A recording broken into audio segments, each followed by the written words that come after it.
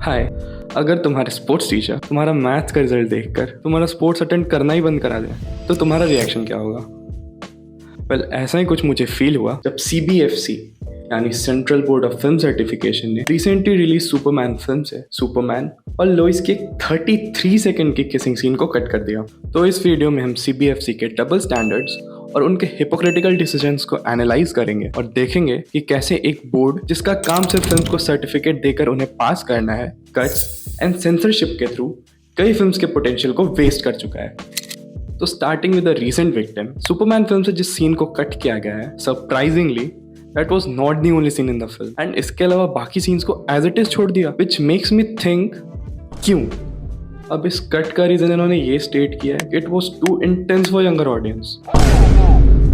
मतलब ये देखकर बच्चे बिगड़ जाएंगे, लेकिन जब एक इंडियन फिल्म जिसे प्रमोट ही उसके इंटीमेट सीन्स की वजह से किया जा रहा था, उससे CBFC को कोई प्रॉब्लम नहीं है, या फिर हाउसफुल 5 में जो भी चकबोदी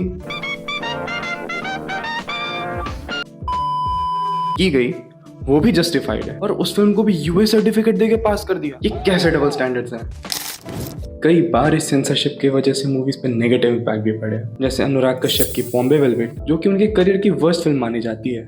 उस फिल्म के फ्लॉप होने के पीछे का एक रीजन हेवी सेंसरशिप भी था। कई लोगों की कंप्लेंट थी कि इस मूवी में रणबीर कपूर एंड अनुष्का शर्मा के कैरेक्टर्स के बीच की रिलेशनशिप कभी सही से एस्टैब्लिश ही नहीं हो पाई। और ये किसकी वजह से? ऐसा इसीलिए क्योंकि सेंसर बोर्ड ने इस फिल्म में कैरेक्टर्स के बीच के इंटीमेसी वाले जितने भी मोमेंट्स थे उन्हें डिलिबरेटली कट कर दिया। And plus, Bombay Bullet, can you believe it, is my most censored film. Talat Nehlani deliberately sat down and cut out all intimacy between the two characters from the film throughout the film. Anurag Kashyap की movie 5 को तो sensor board ने ban ही कर दिया। ऐसा इसीलिए क्योंकि उस मूवी में high octane action, drug abuse और भर भर के गालियां थी। रोम रोम भाइयों, सिस्टम पार देंगे। लेकिन इजीली इस मूवी को A सर्टिफिकेट देकर पास किया जा सकता था क्योंकि ये एक बहुत ही वेल मेड फिल्म थी। लेकिन हद तो तब हो गई जब उड़ता पंजाब के मेकर्स को CBFC ने मूवी में 89 कट सजेस्ट किए। मूवी बन रही थी, रील नहीं। इसके अलावा भी दे डिमांडेड कि मूवी में जब कहीं भी पंजाब या फिर किसी सिटी जैसे जालंधर, चंडीगढ़ का नाम आए तो उसे म्यूट कर दिया जाए। फिल्म का पूरा एक्सपीरियंस ही खराब कर दो ना। अगर ड्रग्स का यूज हो रहा है तो वो भी ना दिखाया जाए। मतलब जो फिल्म ही पंजाब में बढ़ते ड्रग अब्यूज के लिए क्या बनाई गई थी, उसमें से वही हटा दिया। CBFC के डर से ना जेम्स गन अगली सुपर गर्ल फिल्म में से सुपर गर्ल हटा रहा है। इस एक्शन के रिस्पॉन्स में पूरी फिल्म इंडस्ट्री CBFC के चेयरमैन के अगेंस्ट खड़ी हो गई थी। जब ये मैटर कोर्ट पहुंचा तो पंजाब, हरियाणा और बॉम्बे हाई कोर्ट ने इस फिल्म को देखने के बाद कहा कि इसमें ऐसा कुछ भी ऑब्जेक्शनेबल नहीं है, जिस वजह से इतने कट्स प्रपोज किए गए। और फिर ये मूवी सिर्फ एक कट के साथ रिलीज की गई। लेकिन रिलीज के एक दिन पहले ये फिल्म ऑनलाइन लीक हो गई। हु नोज किसने किया होगा? तुम्हें पता है तो कमेंट्स में बताओ। लेकिन चाहे CBFC को जितनी भी बार बैकलैश फेस करना पड़े, मूवीज पहले भी सेंसर होती आई हैं और अभी भी सेंसर हो रही हैं।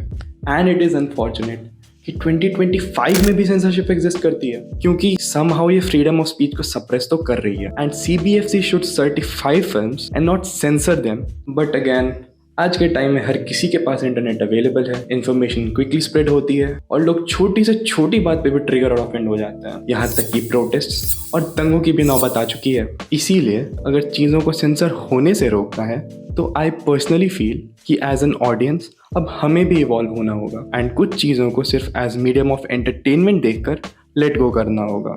बाकी इस टॉपिक पे तुम्हारे थॉट्स एंड ओपिनियंस क्या हैं, कमेंट्स में लिखो, मैं ज़रूर से पढ़ना चाहूँगा। अगर तुम चाहते हो तुम्हारी भी लाइफ सेंसर ना हो जाए तो सब्सक्राइब करो। मिलते हैं नेक्स्ट वीडियो में, तब तक के लिए शांति बनाए रखें।